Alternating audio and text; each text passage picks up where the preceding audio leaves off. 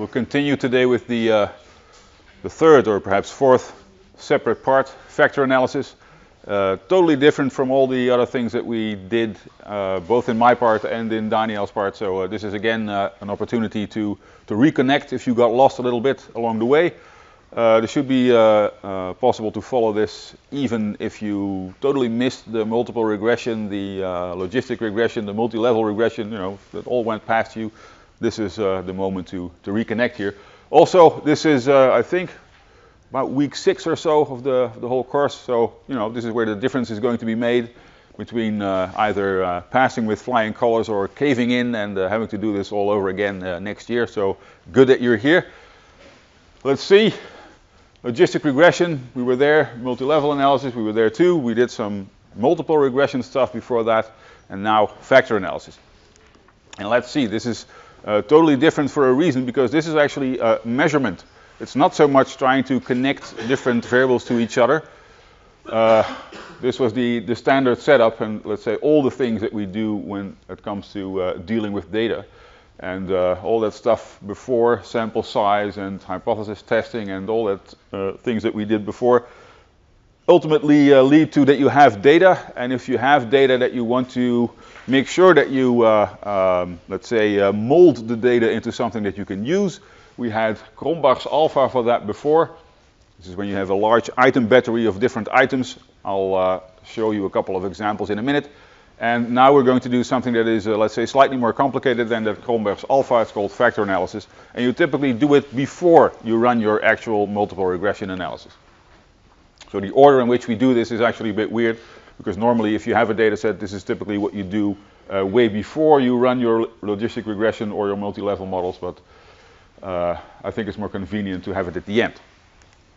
Okay, factor analysis. So there we go. Before I forget, there's quite a lot of material online that also explains to you in different kinds of ways what factor analysis is. As we will notice, during the couple of lectures that I'll talk about this, factor analysis is, from all the statistical things that you could be doing, the one that is, let's say, closest to an art and the least close to something with a definite correct answer. What we'll experience is that, if I run a standard multiple regression and somebody else in the department runs the same multiple regression, then by and large we should get the same results. I cannot easily say that for factor analysis. There is too much leeway there to try different directions. That doesn't mean that you cannot do anything wrong, but still there is a little bit more, let's say, variance there. And you'll see here, if you want a very brief version of what factor analysis is, something that can be done in 10 minutes. Somebody else who's doing it with SPSS output, if that works better for you. The output from the different statistical packages is all the same, so it doesn't matter so much. But there's quite a lot here to work with, including lots of data that we can chew on to practice a little bit. Okay, this is the starting point.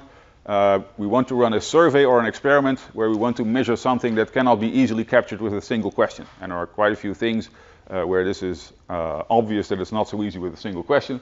There are cases where it is possible. If I want to know your age, this is easily doable with a single question.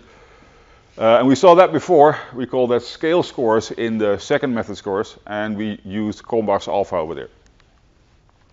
So the example that I used there was if I want to know, for whatever reason, how happy you are, then I could try to ask, how happy are you on average?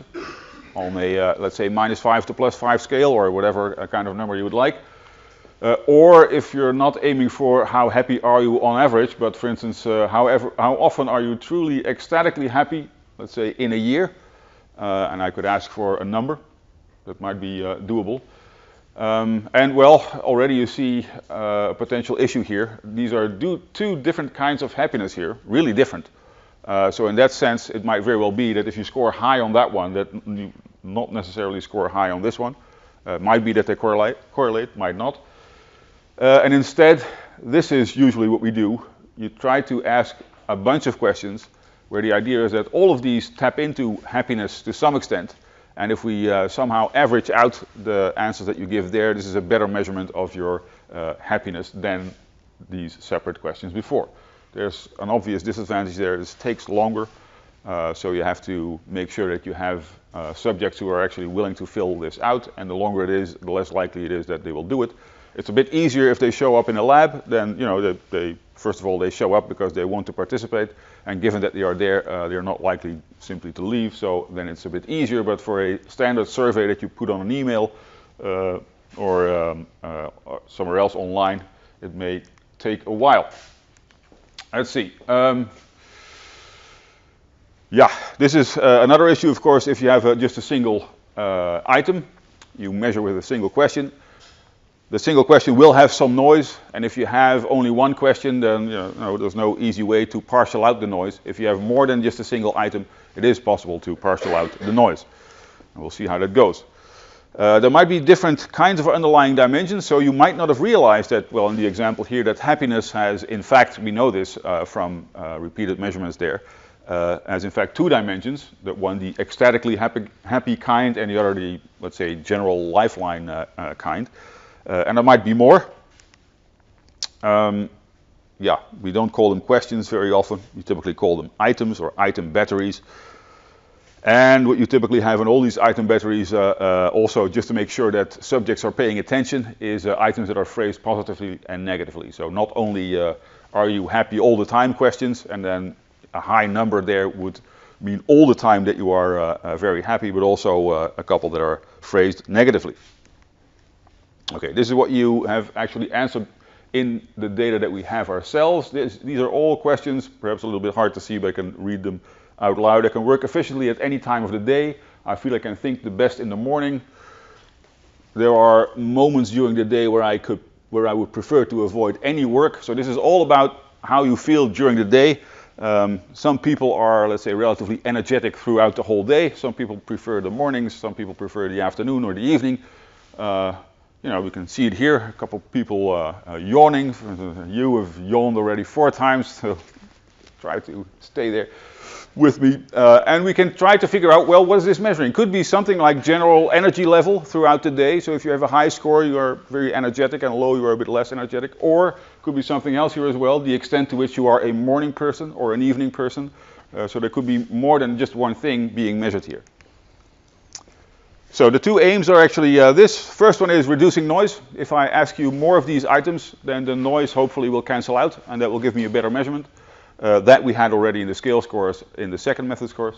Or we might be able to tap into different aspects of a single dimension. So it's not just one thing that I'm measuring here, but in fact more. And in the second method scores, we did the first thing, but not the second. Yeah. The whole aim is to summarize data, and summarizing data, well, you know this firsthand from in-between tests, for instance.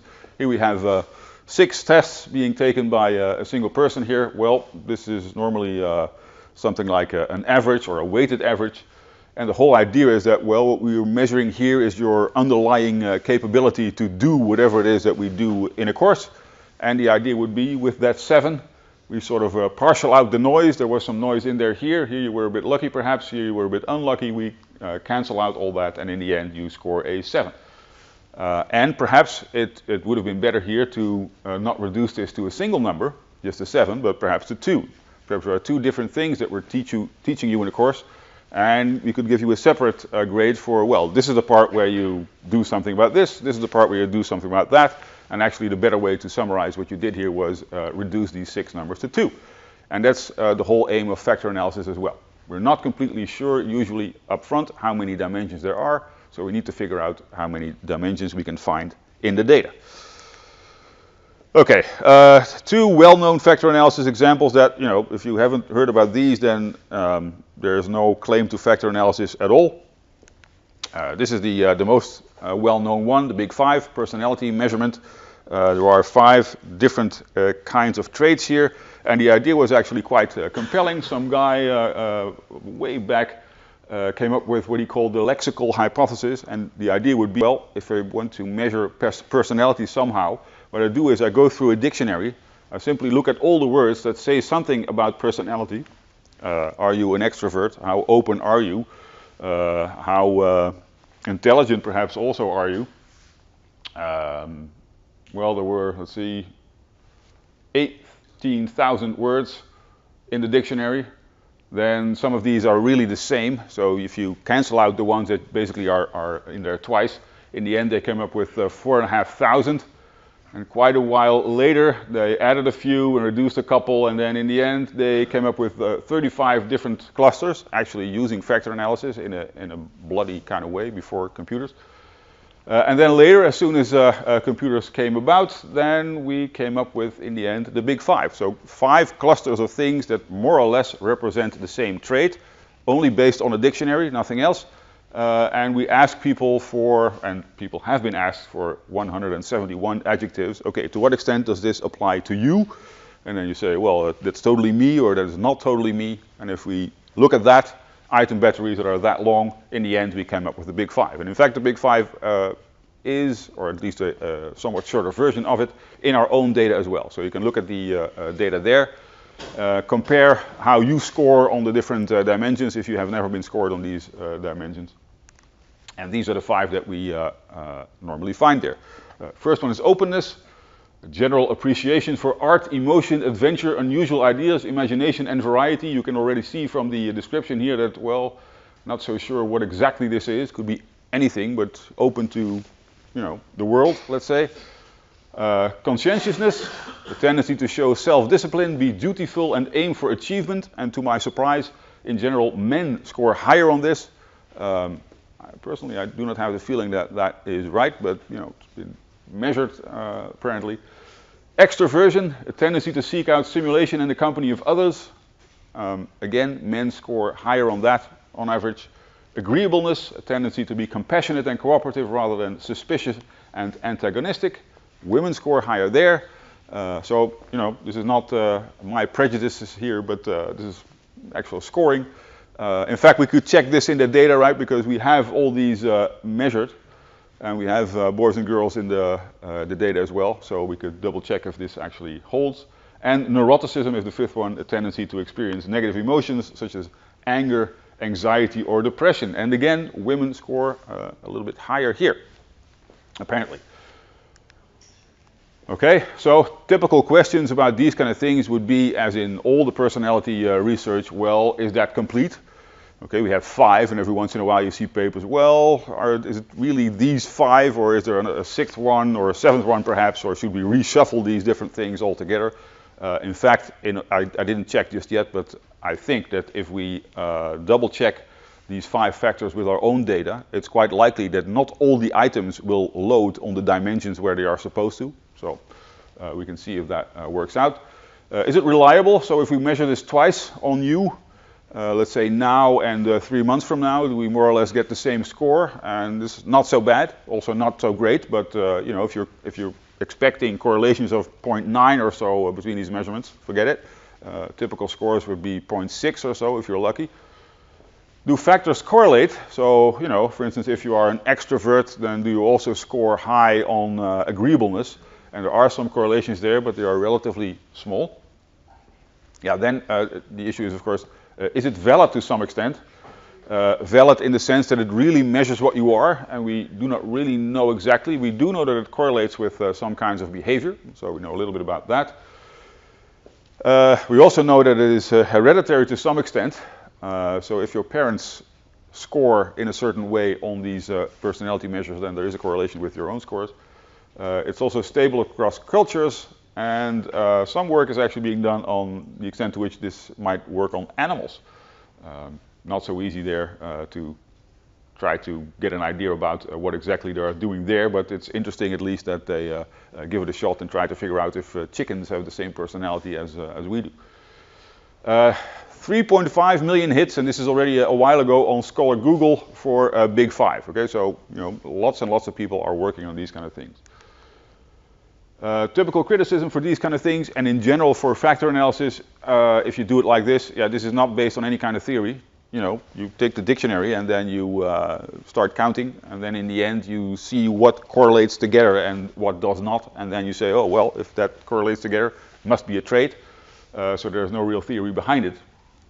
It's all based on self-reports. So we ask you, how do you think you score on these dimensions? So you could wonder, what exactly it is that you are measuring. Are you really measuring the actual traits of people, or do you measure, let's say, the image that people want to portray about themselves?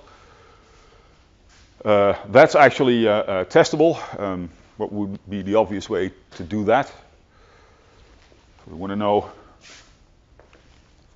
is it an issue that this is all self-report? If you want to figure that out, what do we do?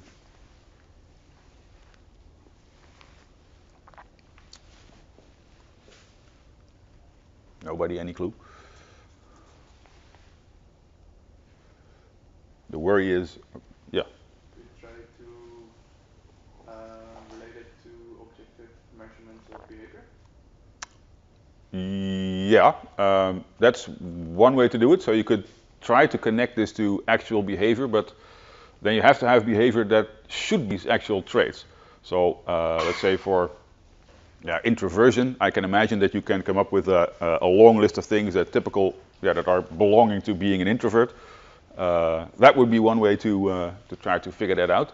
Then again, of course, you have the same measurement problem, because how am I going to figure out if you do all these introvert behaviors? I have to have another way to measure that then, because again, if I ask that to you, then the self-report issue is of course still there. So I have to have then objective measures. That might be one way to do it. What might be another?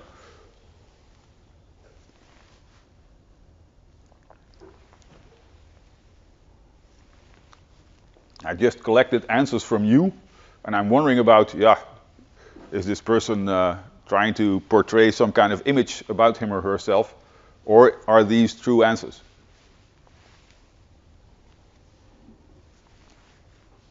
Could you maybe ask some easier questions, which are more objective and easy to verify? Could you give me an example? What would be an easier question? Like some sort of accomplishments that someone has had, and if they are more bragging about it, then you have more feeling. Oh yeah, it's also again also a good idea. Also not the one that I was aiming for, but you could try to measure in some other way the extent to which that particular person has a tendency, well, let's say, to be different in terms of self-reports than he or she actually is, and there are actually a couple of scales for that. So that might be an option as well. And the easiest one, I would say, is answer these questions not for yourself, but for somebody else. So if we worry about you, are you lying here?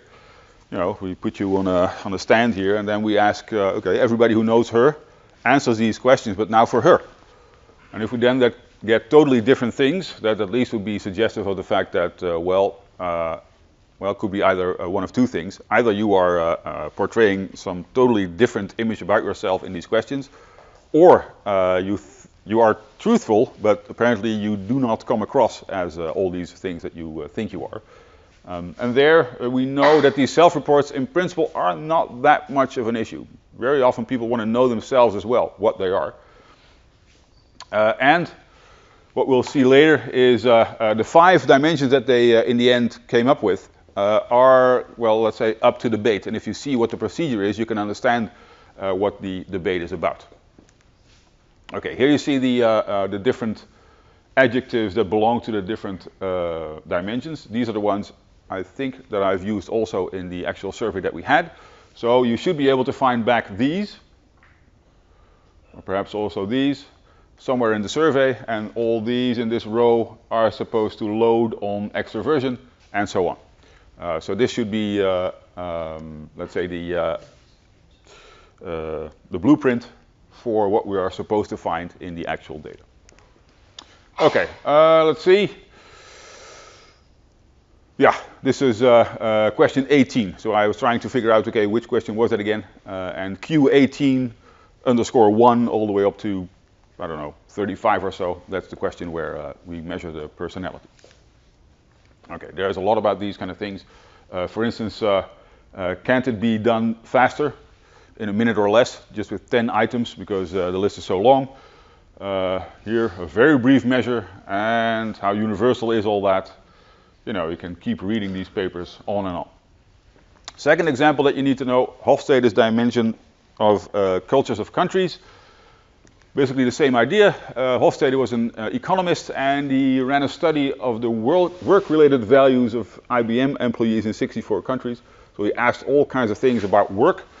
how do you work in this company? And the idea was, well, given that it's IBM in all these 64 countries, so that is consistent across all the countries, we should be able to, let's say, tap into different versions of culture across these different countries. And he argued, yes, this is possible, and we find, again, 5 or actually 6.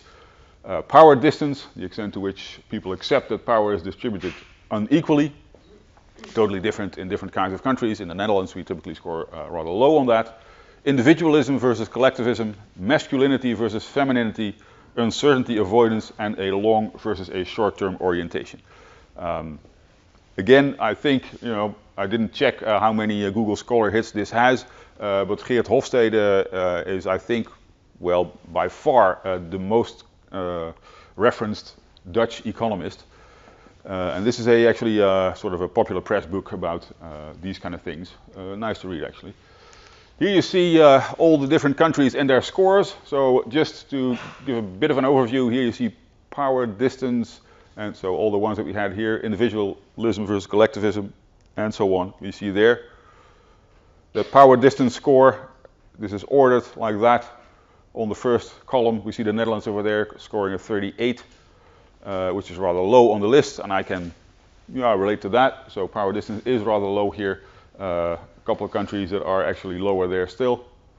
And this you could try to correlate with all kinds of things. For instance, if you're interested in economics, how thick are contracts, for instance, between different countries? How do people behave in general in a country?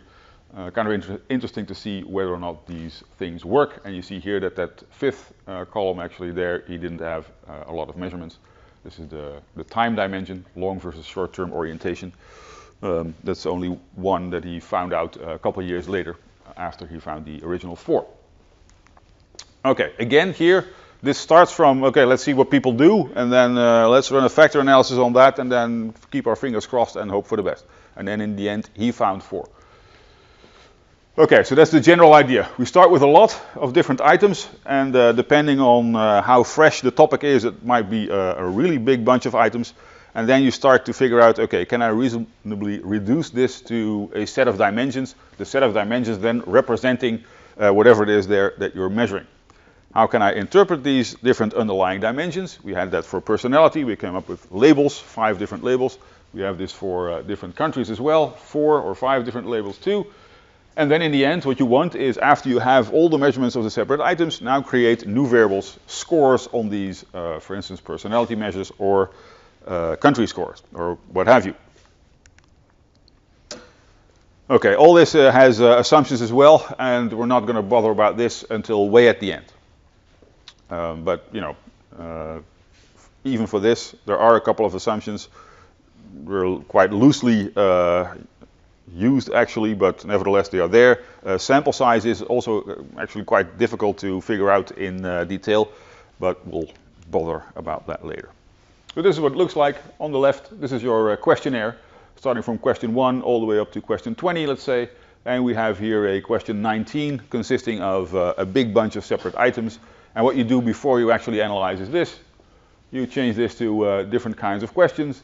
And this bunch of items there you bring back to, well, here it's 1 dimension, but in principle it could also be 2. So x19 A and B instead of the 20 or so that you have over there. And then you start running your actual analysis. So factor analysis, you do that before your multiple regression or logistic regression or multi-level regression. Okay, so just to have one slide in there once more that says something about the standard order. I showed that in the beginning already. Let's see. What did I want to show? Yeah, this is the one that I wanted to show. These are the slides that I use in the second methods course.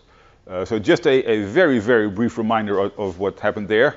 There we had happiness items, and I was just concerned with, is there one scale in these separate items? And for that we used Cronbach's alpha. Well, what did we do first? We looked at these separate items, trying to figure out which of these items are phrased positively and which of these are phrased negatively. In general, that's the first thing you should do anyhow. Look at these items. What are they? What are they supposed to measure? Do not consider them just I1 through I12. Then you run a Cronbach's alpha and you try to figure out, okay, the ones that are phrased positively and the ones that are phrased negatively, indeed, do I find that back if I look at the alpha command? And then you can look also at, okay, is this a decent scale, and what exactly does it mean to have a decent scale, and can we improve the scale, and then we see these are right and these are wrong, perhaps these two we can take out, and then in the end we have a decent scale to work with. So we have, let's say, 14 or so different items. We find, well, 2 of these do not fit very well, we throw them out, and the rest is a decent scale. That is what we did before. And we're going to do the same thing here. The only thing that's difficult, or more difficult than we had here, is that there might be more than just a single dimension in there, and we do not know exactly which item belongs to which. For some of these scales we know, so for personality we already have it, but for some it's not so clear. Okay, so this was the final slide for these happiness measurements. We had 102 measurements over there, and we see that with a decent value here, 1 is the maximum, and anywhere above, let's say 0.8 or so is good. And we can make a summary variable instead of that feeling 1 through feeling 16. We make one variable called happy that is a weighted average of these. Okay, that shouldn't be any news. What we didn't look at is there really one dimension there, or might it have been a good idea to separate this in more than just one? Okay, so we actually do this in the department as well. This is Uwe Matsat measuring a computer literacy over there. So we ask for lots and lots of different things that you can do with a computer. Can you do this? Ranging from well, scrolling on a website, that is on the lower level of being able to do something, using a search machine, train a spam filter, make a podcast, upload data, stuff like that. And this list is typically evolving because more and more people know how to do this.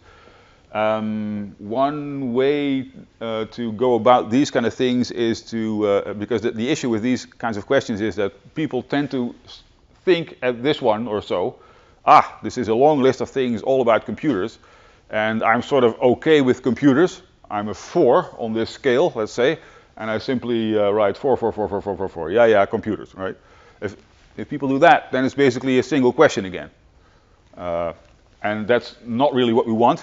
And, well, one way to go about it after the fact is to simply check how often does it happen that somebody doesn't vary their answers at all. Or if you want to be really peculiar about it, how likely is it that somebody is simply screwing up the whole measurement? Check for patterns that look like this, because this is also something that people tend to do if they, they don't really want to answer, but they sort of click a pattern in there. And something else is to put something in here that doesn't exist. So if people simply answer without reading, one way to figure that out is put a thing in there that sounds computer-like, but isn't. So it's not so easy actually to come up with a label for that. So I think we had something like, what was it again? Implementing a spunk filter. I think that's really nothing. We had to double check that this doesn't exist. And you simply check, you add that one to the list. If there are people there who say, yeah, of course, I'm very good with computers, the spunk filter, no problem. Then you know that they are not paying attention. And that at least is better than just accepting everything that they add there. Measuring computer literacy, and this turns out to have a single dimension. So if you run a vector analysis on this, you will not find a second dimension usually. Nope. Trust in foreigners. I think this one is not in our data now, but it was in the second methods course. We can ask, okay, to what extent do you trust a general other from? And then the Netherlands, Denmark, Belgium, Germany, Italy, Spain, Morocco, and so on. And you could think, well, there is a single dimension underlying here. Let's say trust in the general other. And we could run an alpha analysis on this, Kronbach's alpha, and find that we have a decent value. But perhaps it could be different as well, that there is a separate amount of trust for, let's say, the people who are more like you. So usually that will mean the Dutch and the Danes and perhaps the Belgians and the Swedes. And then trust in, let's say, Mediterranean countries, the Italians, people from Spain and Morocco perhaps as well. And then, let's say, the faraway Asian countries. That could be a separate thing as well. And we could see how that works out. And I here have experienced quite different results. So depending on the year in which we try this, we typically can get either 1 dimension or 3 or 4. Just showing once again that with vector analysis, you never know where you end up. And even though you can make a claim for all these, for 1, for 3, and for 4, we get really different kinds of results every year. This is something else, a battery measuring what's called social capital. So we're trying to assess here the extent to which you can access other things that you do not have yourself, or that you may not have yourself.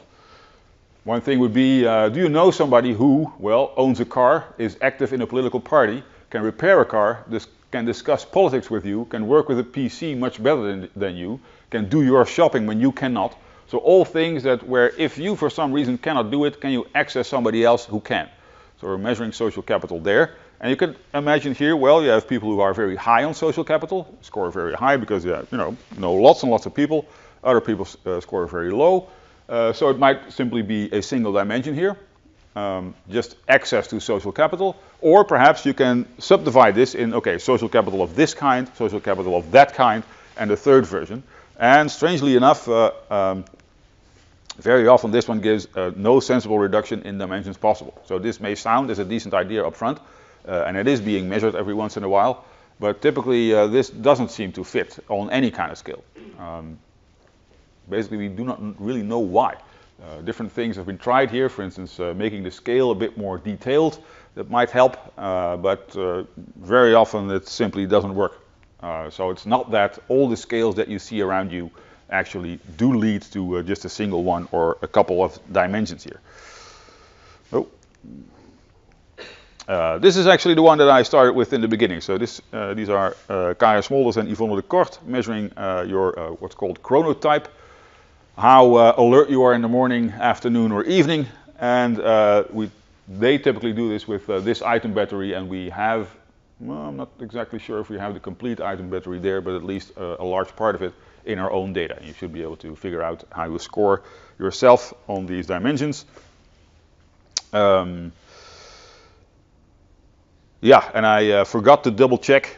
I realized that only last night, how many dimensions we are supposed to find here. I think, well, maybe 1 or 2. I don't exactly know for sure. For one reason is I do not really know how obvious it is that if you are a morning type, that then you are necessarily not an afternoon or an evening type. Perhaps you are. It's possible that you are both a morning and an evening type, and just sort of cave in right in the middle.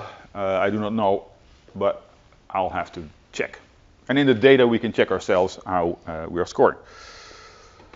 Okay, let's see. This is SPSS output.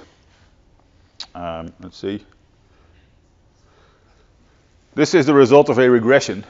Same argument actually as we had before in the second methods course. Why don't we just plunk in all these separate items and then use them to predict whatever it is that we want to predict here? Well, this is what will happen. Here we're predicting something.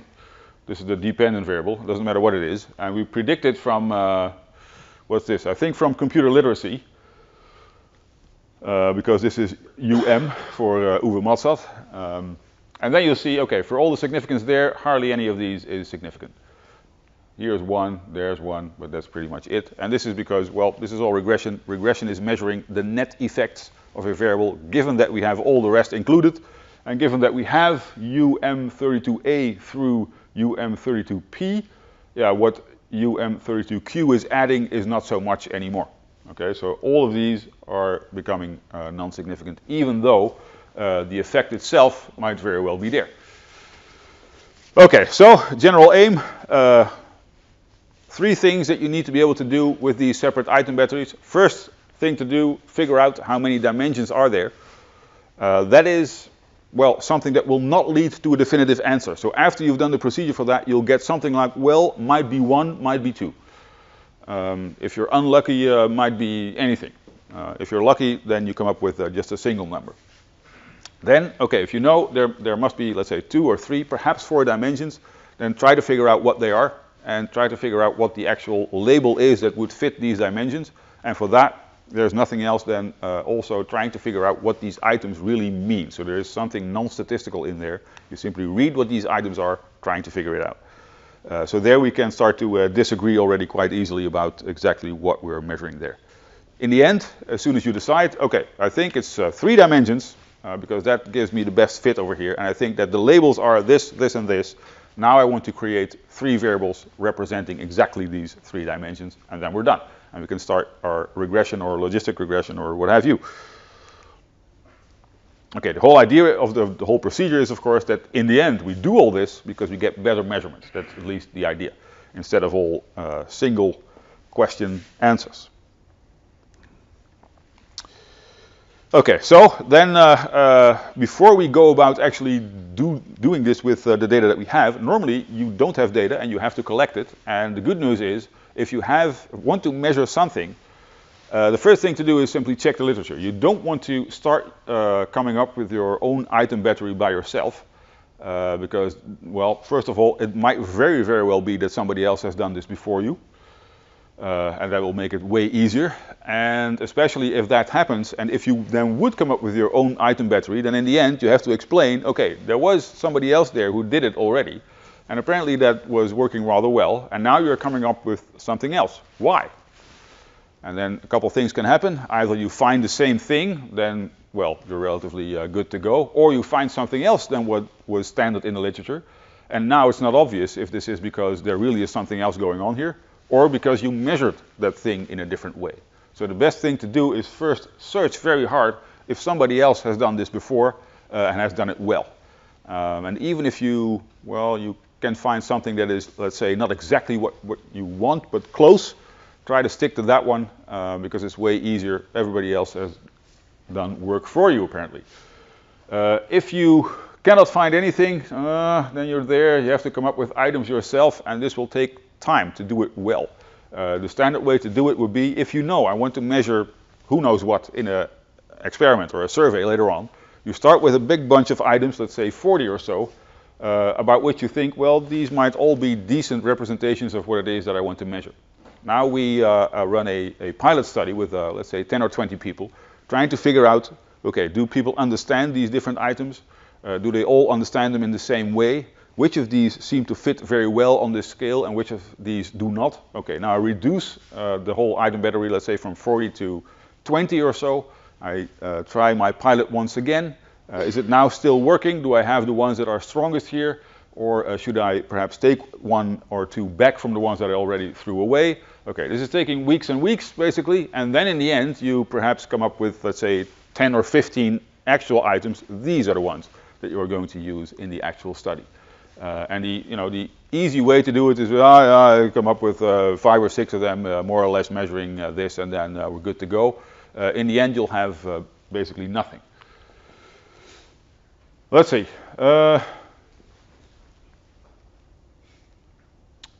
Yeah. So for these kind of things, we have to realize that there are actually 2 kinds of factor analysis. One's called confirmatory, and the other one's called exploratory. Confirmatory is when you have a scale already, or a set of scales already, and you try to figure out whether or not the items fit on the dimensions that they should. So the personality items that we have in our data, excellent. This is confirmatory factor analysis. We know where they should fall, and we can simply check if they do. Exploratory factor analysis would be if we were aiming for something, and we do not know exactly how many dimensions there are just yet, and we're trying to figure that out. And actually these are also technically slightly different. We won't be bothered too much with these. We will focus on confirmatory factor analysis, but you should realize that actually if you do this, so some kind of exercise basically in the same vein as the personality measurements, then the technical stuff is actually slightly different. Okay, so first thing is we need to find how many dimensions there are. How do we do it? Well, this is the idea behind it. This is a correlation matrix. So in the cells here you see correlations between variables. Here we have 12 different items, and there we have 12 different items as well, the same items. It doesn't really matter exactly what they are representing, but in the example here you could think about, let's say, trust in different countries. If we could find some pattern like this in the data, it would be easy, because here we see that all the red numbers here are quite high.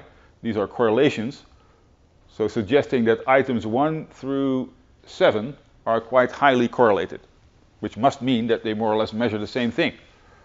We also see that these in the green here are all relatively low. So apparently items 1 through 7 do not correlate so much with items 8 through 12. Suggesting that, well, indeed, 1 through 7 are something that is similar, but it's not similar to this, because the correlations are low. And here again we see, great, all these numbers again are high, so among each other these items 8 through 12 also correlate highly. Great. 2 dimensions in the data, one items 1 through 7, and the other items 8 through 12. However, very often it doesn't look as extreme as this, but this is in general the idea. We're trying to find the correlations between these different items and group together the ones that are supposed to be grouped together.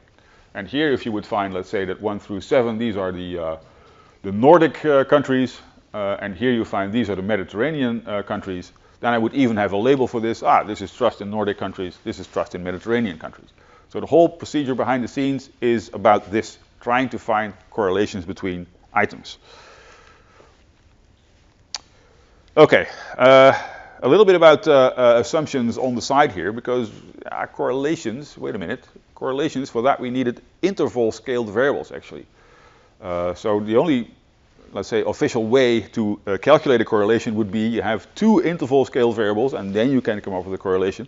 And for these item batteries, you typically do not have this. We have 5-point scales, 7-point scales perhaps, but that's pretty much it.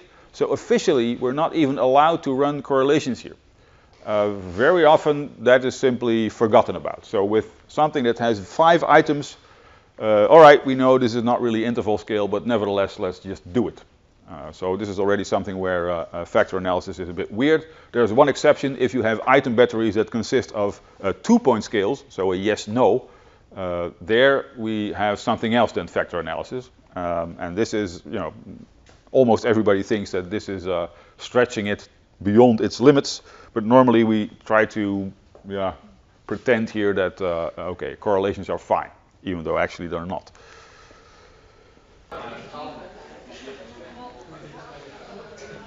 Before I forget, I don't know exactly how long this second part about factor analysis will take. What we will do in, let's say, hour 4, or however more time we have in the end, is, well, what seems to be a good idea actually would be to work on that assignment. And although I'm not really willing to answer, let's say, direct questions about the assignment, you know, I'm here and you might get a pointer or two if you ask something that is related to the assignment. So in that sense, I think it's a good idea to continue working on it in hour 4 as soon as I'm done here. But before that, let's say the complicated bit about the factor analysis. And this is the part where, let's say, the explanation is toughest, and you have to try to follow along here what's going on, because it's sort of a mystical process a little bit. These are example data, a toy data set right there, 5 persons and 12 items. You could think about this as something where there are actually way more persons, doesn't matter so much, but I'd like to explain here what the whole idea of trying to find these dimensions would do. If the 2 people over there with the phones could try to get themselves away from it, would be nice. Okay, so we're trying to find, well, preferably just 1 variable instead of these 12, and if need be, a couple more, perhaps 2 or 3, but what we do not want is reduce 12 items to 12 other ones. Okay, so that's the last thing that we want to have. And the approach is as follows. We start with, well, this one, I call it F1 here, and just as an example, let's try simply the mean of all the separate items over there. Perhaps this is a totally stupid suggestion, and it would be, for instance, if we have items here that are positively framed and negatively, then just not taking that into account would be a bad idea, but just as an example. Okay, if the mean of all these 12 items over there, would be a very good approximation of the whole data set of 12 items, then what you would hope is that if I look at this variable over there with all the means, that there are high correlations with each and every one of these separate items. If they're all measuring the same thing, then what I would hope is, if I look at that one, and I calculate the correlation coefficient with B1, and the correlation coefficient with B2 and so on, then I want all these correlations to be high. And one way to try to optimize that is, well, calculate that correlation over there. It might be positive, it might be negative. Okay, so let's square it, then we get rid of the negative values. And then we do the same thing here. Calculate the correlation, square it, and I add up all these numbers over there. And what I hope is that that number is going to be as high as possible. In fact, what I'd like to do, and Hofstede will do it for us, is find the weighted average here of these B1 through B12 items that has the highest sum of squared correlations that Hofstede can find. There is no need for us to do that ourselves, but this, if you do the math, you'll find that the average squared correlation on only these 5 cases is 0.43. Doesn't really matter so much. We want a high number, as high as possible. Hofstede will find that first factor for us, or any kind of software that is able to run a factor analysis. Okay, so this is our first, let's say, approach to what could be in the data, and we get an F1 that Hofstede will calculate for us. Okay, that was step 1.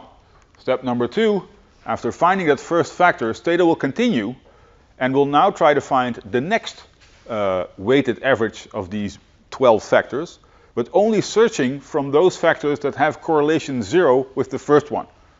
Okay, so we had F1 over there. It's not exactly this one because this was just the mean, but Hofstede comes up with a different one over there, and now starts to find a next one, only searching among the ones that have 0 correlation with this F1 here. So Hofstede will find an F2 over there that has 0 correlation with F1, and from that whole set of potential variables that have 0 correlation, it will be the optimal one. And that process continues until you have as much factors as you have started with originally. So we start with, in this case, 12. Hofstede does the F1, the F2, the F3, the F4, and it starts getting more and more complicated. F5 has to be not correlated with 4, 3, 2, and 1, and among those, it has to be the one with the highest sum of squared correlations with all the separate items. And then in the end, when you have 12 of these factors, basically you have exhausted all the information that is in the data and have now created 12 new variables, slightly different ones than the ones that you had before, but in principle with the same information in it as these 12 items that you started with. Any questions about that? If you lost here, let me know now. I don't understand. After F1 was the average of all 12 variables?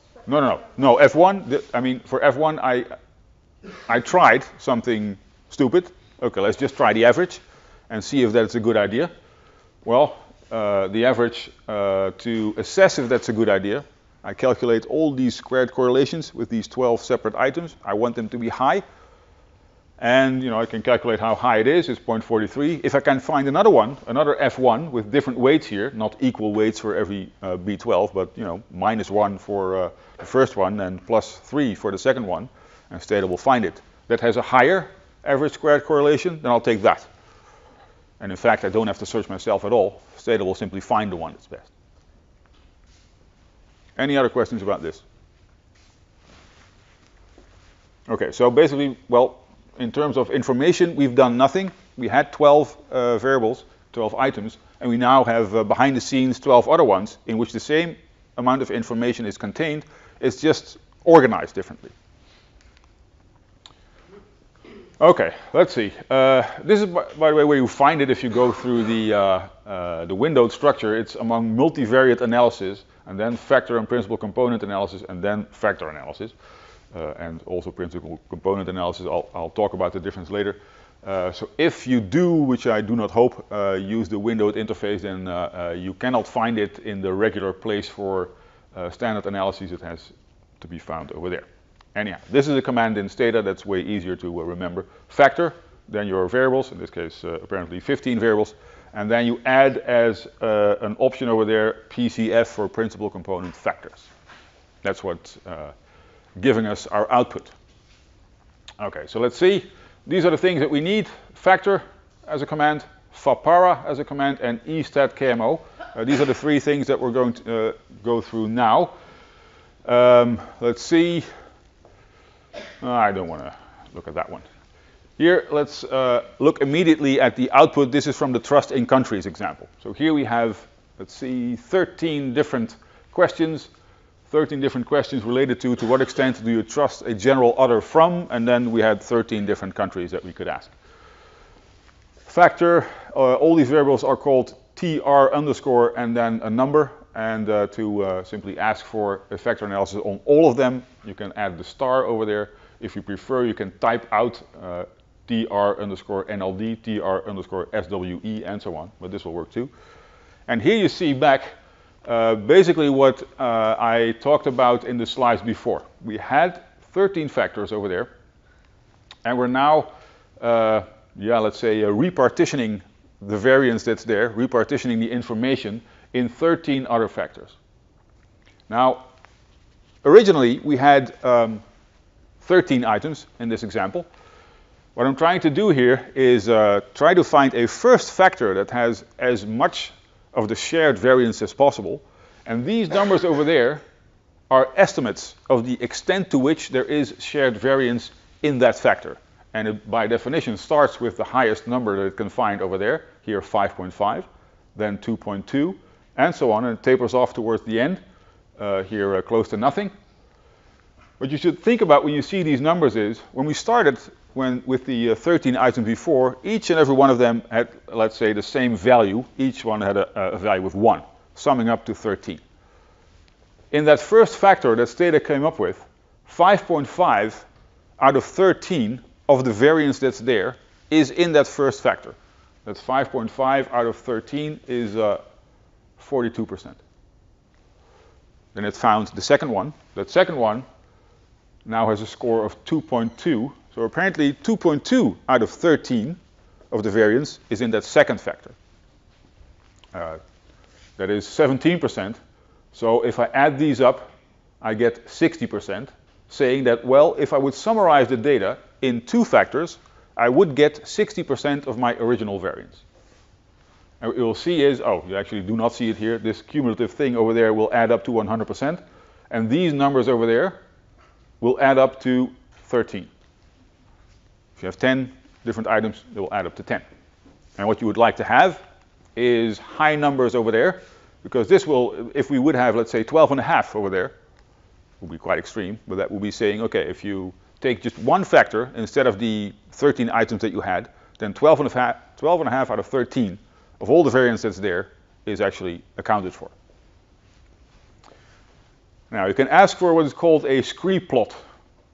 Oh, I should have typed that scree plot, because this is an actual command that you need to type. You do not get it automatically. Here you see these same values that you see in the column over there. So that 5.5 that's over there, not exactly, perhaps, yeah, it is. 5.5, 2.2, 0.9, and all the other ones over there. Okay, now there are 3 rules, and let's start with 2. About how to decide based on this how many dimensions there are. The first rule is the easiest actually. Let's just stick to all the eigenvalues, all the values that you have over there that are larger than 1. The original ones had 1 by definition, so if we can come up with factors that have more than 1, this is an improvement. So we might be willing to keep those, and in this case that would mean there are 2 dimensions here in the data, because there are only 5.5 and 2.2 that are above 1. So the Kaiser criterion, that's what it's called, is actually here saying 2 dimensions is enough to represent these 13 items. Okay, that's rule number 1. Rule number 2 is, well, look at the scree plot, or the elbow plot over there.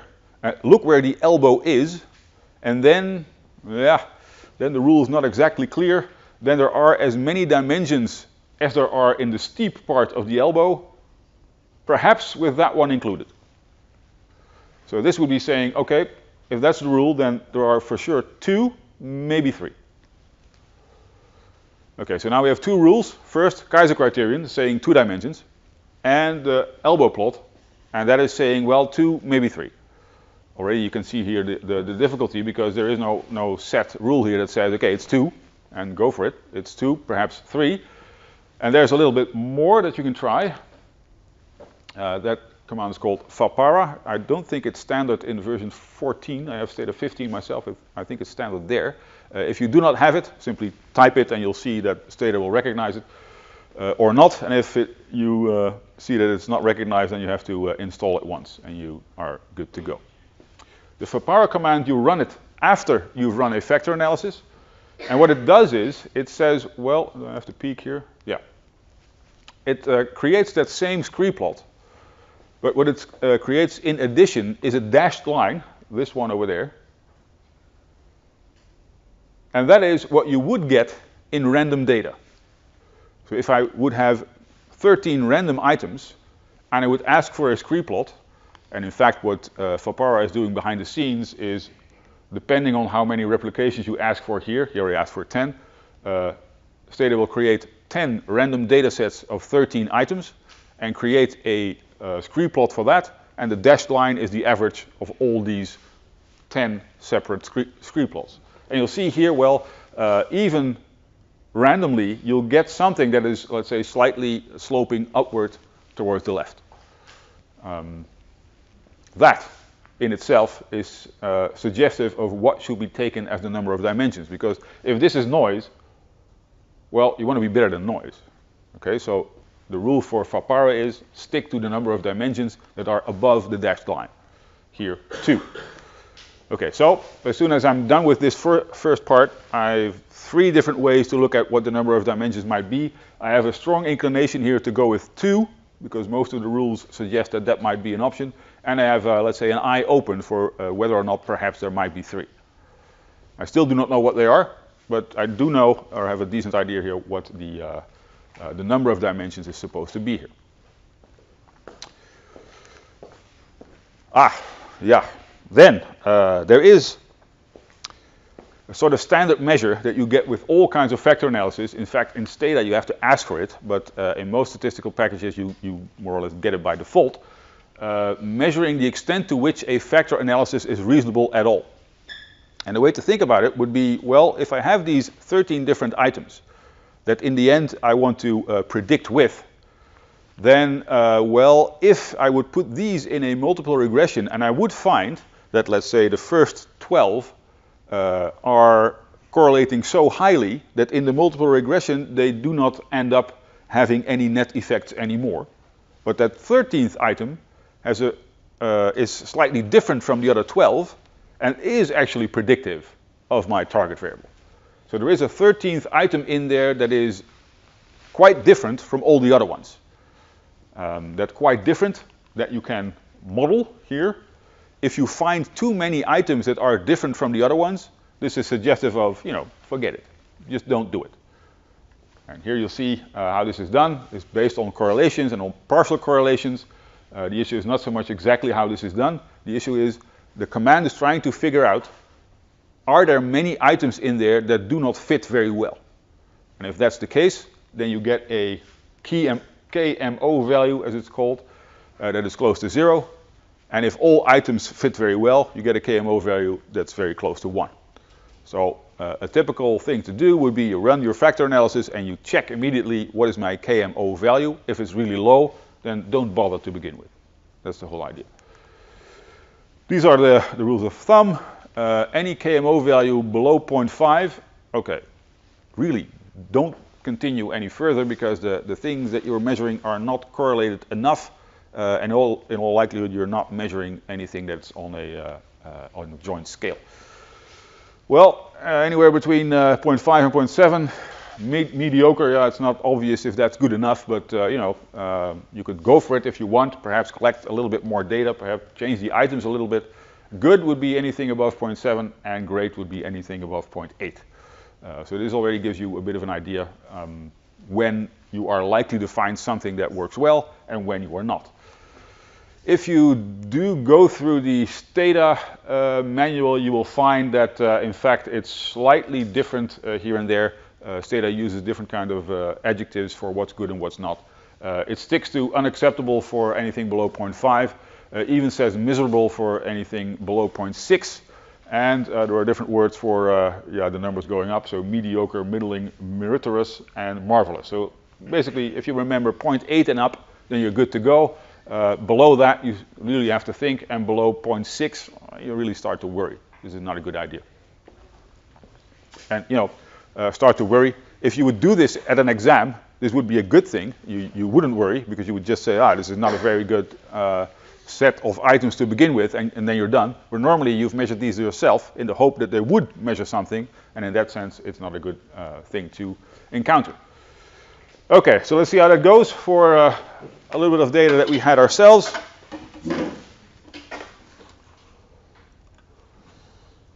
Let's see.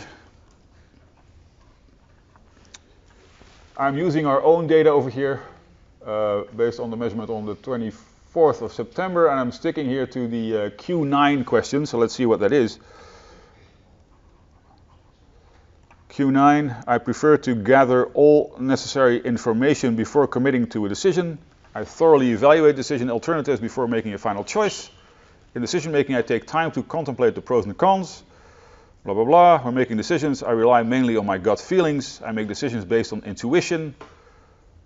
What else? I rely on first impressions. I weigh feelings more than analysis in making decisions. So it's all about how you make decisions. And I can imagine here that there is just one dimension, perhaps two, where two would be one related to intuition and one related to planning, perhaps. And I do not see a real reason for three. But that's the first thing you do. You simply check what these items are, and you think for yourself, how many dimensions do you think might be in there, simply based on what it is that you're measuring. Okay, here we go.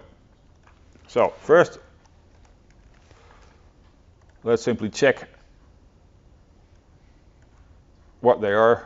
And here you see, well, all 5-point scales ranging from 2 to 5. So again, all based on correlations, and you could argue 5-point scales, is that worthy of a correlation? But okay, we're going to do it. Then you have to have a look at the items, and what we could do, in fact, is run our Cronbach's alpha analysis that we might know from before. And actually, well, it's not so bad, 0.8. So this is actually quite a decent scale if you simply average out all these separate items. Here you see that the first 5 are phrased positively, and the second 5 are phrased negatively. Let's see if we can understand that. So the first 5, what was that? Gathering all the necessary information, thoroughly evaluate decisions, I take time to contemplate. This is all about, taking a methodological approach to decision making. And 6 is, I rely on my gut feeling, hunches, intuition, first impressions. Okay, so this is all, non-methodological, you could argue. And this is actually what the scale is measuring. Pluses here for all the methodological things, and minuses here for all the hunches and the intuitions and so on. So I can understand why you have pluses here and minuses there, and I get a 0.8 for the scale score, not so bad. Okay, now our factor analysis. Let's see what we have here. Okay, this is the set of eigenvalues that we get back. So this one adds up now to 10, because we have 10 of these different items over here. With the Kaiser criterion, we simply count how many of these dimensions there are above 1, and there are 2, 3.6 and 1.9. So the suggestion here would be, well, 2 dimensions are in the data, not 1, actually 2.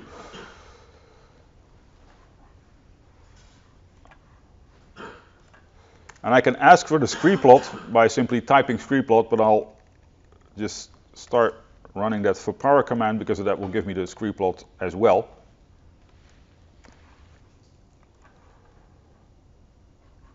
And there you have it. And here you see too, this is this dashed line based on random data.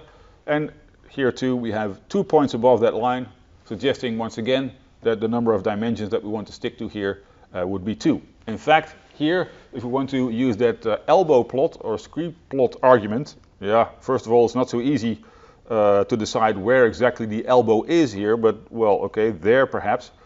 So there the answer would be 2, perhaps 3. But given that the third one is way below the line over there, 2 seems to be the most likely number. Okay, so at this point, I'm basically done. Done with the part of counting how many dimensions there are, and I have a strong feeling here that there will be 2. In all likelihood, it will be based on the first 5 and the second 5. And the only thing that I have to figure out at this point is exactly what these different dimensions are. Okay.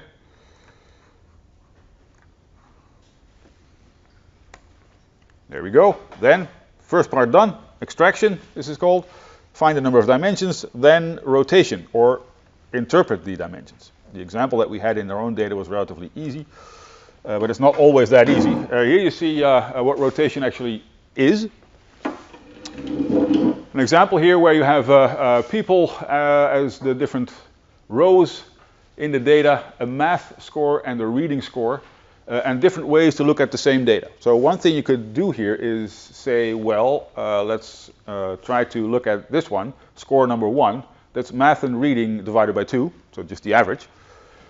If I take that average, then I'm not really representing the data as a whole, because I'm averaging out a little bit, and I could create a second score equal to math minus reading over 2. So that is what you have left, sort of the difference between the two, averaged over the 2 measurements that you have.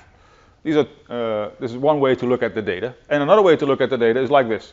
Simply look at math, that's the sum of these two, or look at reading, that's the difference between these two.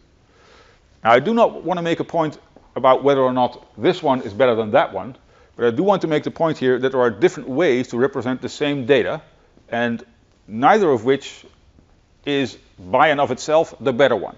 Okay, we can represent the data in a different way, and the only thing that we need is something that will allow us to interpret what's going on best.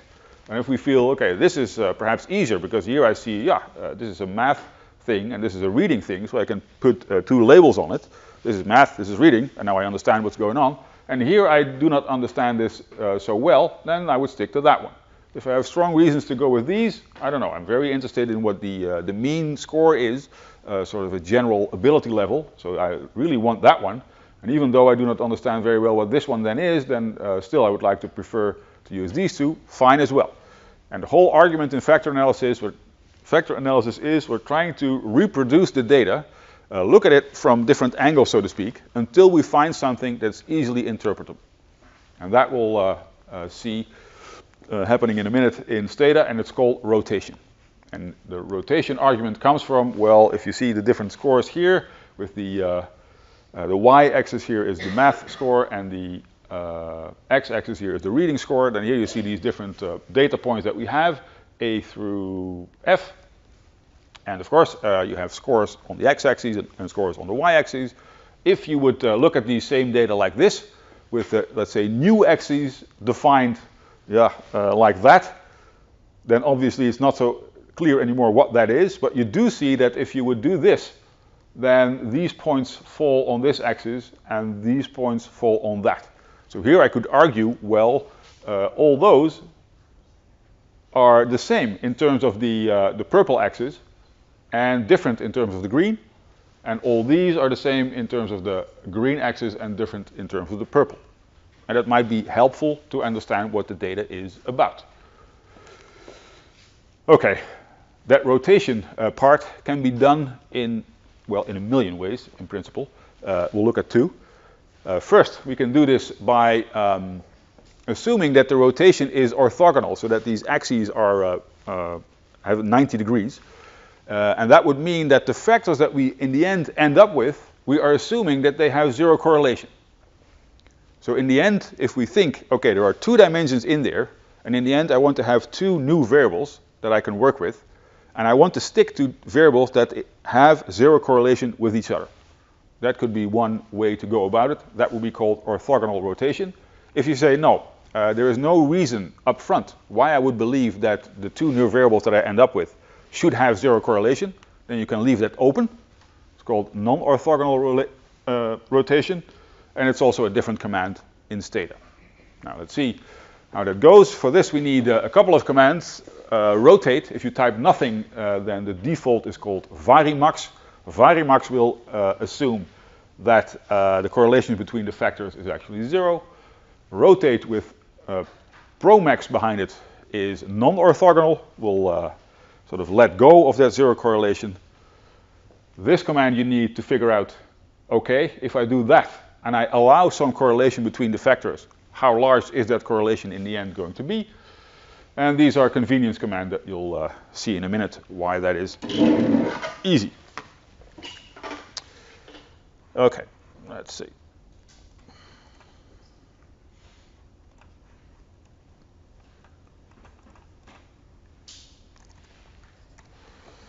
Okay, here my factor command once again. Here let me get rid of the plot there. Here rotation, and I'm asking for Promax. So this is allowing that the factors that I'm going to find will actually correlate in the end. Let's see. This was our original factor analysis with that 3.6 and that 1.9, 2 dimensions. Here I get my rotation command, and now the thing to look for is this table over there. What is that? Two factors have been retained. By definition, Stede will keep all the eigenvalues above 1, so Stede will use the Kaiser criterion. If you want, you can change it, but here it works well because we wanted to find 2 dimensions here. And here you see, well, loosely speaking, because it's not exactly that, but here you see actually what the first factor is, how it is being made from the underlying items that we have. So think about this as my new variable looks like Q91 times 0.8 plus Q92 times 0.8 plus Q93 times 0.8 and so on, all the way up to Q910 times minus 0.02. So what you see here is that this first dimension over there, that first factor, largely depends on these first 5 items, which is exactly what we thought would happen, right? Because these first 5 were about how methodological are you, and not so much on the last 5. And if I look at these, factor 2, you see exactly the opposite, which is precisely what we want. Low values over there, close to 0, and high values over there, far away from 0. If there would have been, let's say, a minus 0.85 over there, that would have been fine too. We want to stay away from 0. So this is saying, 2 factors over here. The first factor is mainly made from the first 5 items, and the second factor is mainly made from the second set of 5 items. Now, the example is a bit misleading because very often it's not this obvious. So what you're trying to look for here is first, that each and every item loads somewhere on a dimension, otherwise it's basically not useful. If for item Q91 I have here something close to 0 and there something close to 0, that's simply saying it's never loading on anything. So apparently Q91, get rid of it because it's not working. You also do not want that there are items over here that load high on more than just a single dimension. What you would hope is that, okay, these items belong to this dimension, these belong to another one. You don't want to have is, okay, and there are 4 items that belong to both. So if you would have a high number over there, 0.8 or 0.9, and a high number over there as well, this is also something that you would really not like to have. If it's for one item, okay. If it's happening more than that, then you really don't like it. For larger data sets and larger item batteries, where the number of dimensions might be way bigger, it can start to become really confusing, especially if this list also is longer. Think about our personality items. We have 40 of these, so then we have a list of 40 of these items, and perhaps 5 dimensions. So this is a really large table to eyeball, and the convenience command there to help you decide where the items are loading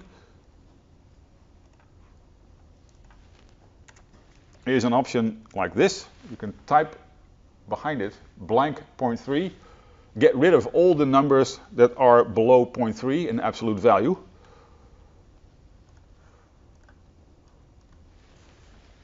And now you see quite obviously, okay, the higher numbers are there in that first factor and there in that second factor. The 0.3 is just like this, so it's not necessarily that it has to be 0.3. In larger data sets with a large number of cases, in fact, it might very well be that you do not get these large numbers at all.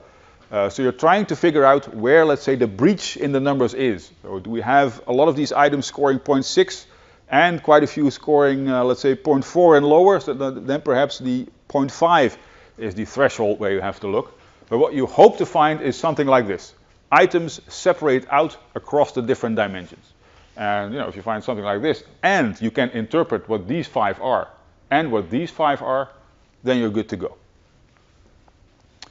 Any questions about this? Because it might be way more complicated and tedious because it doesn't happen like this, and you have to think and rethink, and perhaps try different kinds of rotation. We only tried one, and there are more.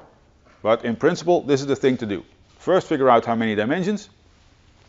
Run a rotation to try to figure out, okay, which of these separate items belong together in these dimensions. If you figure that out, come up with a label for what these 5 apparently mean and what these 5 apparently must mean. Okay, now one final command that I'd like to show.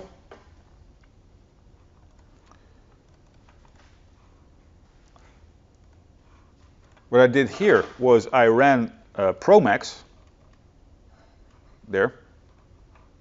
That Promax allows correlation between the different factors. If I type this, E-stat common for common variance, I get an estimate of that correlation between the two factors. And I find here minus 0.3, which is quite a serious correlation. So by typing this command over there, what you'll find is, okay, I'm allowing that these different factors correlate, and in the end, I'm checking if they do. So this is also why I think it's generally a good idea to start with these Promax rotations that will allow correlation between the two. If you happen to find there that this number is close to 0, closer than this one, let's say below 0.1 or above minus 0.1, that is saying, okay, the whole procedure is allowing you here to find two factors that have high correlation.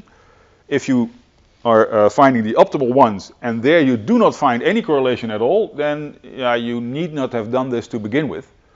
And then I would stick to the original command, just rotate without Promax behind it, because that's a bit better when these numbers are actually close to 0. So the rule is start from Promax, figure out what the number is that you find over there. If it's far away from 0, fine, don't do anything. If it's close to 0 there, then rerun the whole thing again, but do not type Promax behind it. If you do not type Promax behind it, you'll run what's called Varimax, and Varimax is way better in trying to distinguish between the items that load high and the items that load low. Okay, that is, in principle, we still have something to do trying to create the new variables in the end and how to do it, but that is in principle what the factor analysis procedure is. Number of dimensions, then rotation, trying to figure out how many dimensions there are, and there are degrees of freedom here. This is a toy example that actually works way too well. It might have been that in the beginning I would have found, well, 2, maybe 3 dimensions, then I would redo the whole thing, once with 2 dimensions, trying to figure out, does it work now? Can I understand what's going on? Once with 3, does it now work better? Do I get separate items that help me interpret the data better than I could before? And it is a judgment call, which of the two is best. If you think, okay, it helps me interpret the data here better if I do it with 3 rather than 2, and I have arguments from these 3 rules in the beginning that 3 might be an option as well, fine, go with 3. But you need a story behind it that explains why that is a better way to interpret the data. And this is also why if you do this and I do this, it might be that we get different results, especially because there are a couple more things that you can vary that we'll talk about next time. That will, let's say, make it even more varied what you or I may do in these kind of situations. Okay, any questions about this?